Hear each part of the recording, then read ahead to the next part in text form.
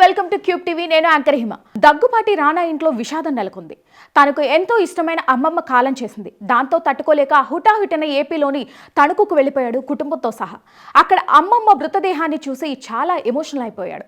అంతేకాదు ఆమె పాడె మోసి ఆమెకు కన్నీటి వీడ్కోలు పలికాడు. ఇందుకు సంబంధించిన వీడియోలు, ఫోటోలు ఇప్పుడు సోషల్ మీడియాలో వైరల్గా మారిపోయాయి. రానా అమ్మమ్మ ఎవరో కాదు, ఆమె బ్యాక్గ్రౌండ్ కూడా చాలా పెద్దది.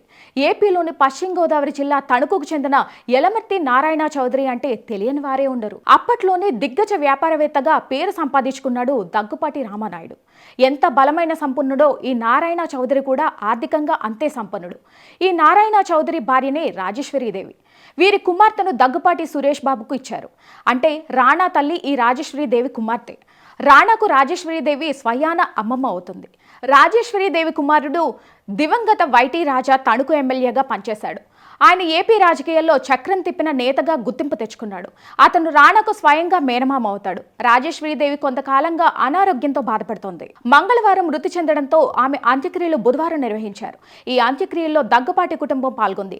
రాణా తన అమ్మమ్మను రాజేశ్వరీదేవి పాడె మోసి నివాళులర్పించారు. తాను పెద్ద సెలబ్రిటీ అనే విషయాన్ని కూడా పక్కన పెట్టేసి గ్రామస్తులు, బంధువులతో కలిసి పాడె మోశారు. ఇందుకు సంబంధించిన వీడియోలు వైరల్ కావడంతో రాణా మీద ప్రశంసలు కురుస్తున్నాయి. తన అమ్మమ్మ మీద ఆయనకు ఉన్న ప్రేమ అలాంటిది అంటూ కామెంట్లు పెడుతున్నారు నెటిజన్లు. ప్రస్తుతం రాణా వరుసగా సినిమాల్లో బిజీగా ఉంటున్నాడు. ఓవైపు హీరోగా చేస్తూనే మరోవైపు విలన్ పాత్రలు కూడా చేస్తున్న సంగతి తెలిసిందే.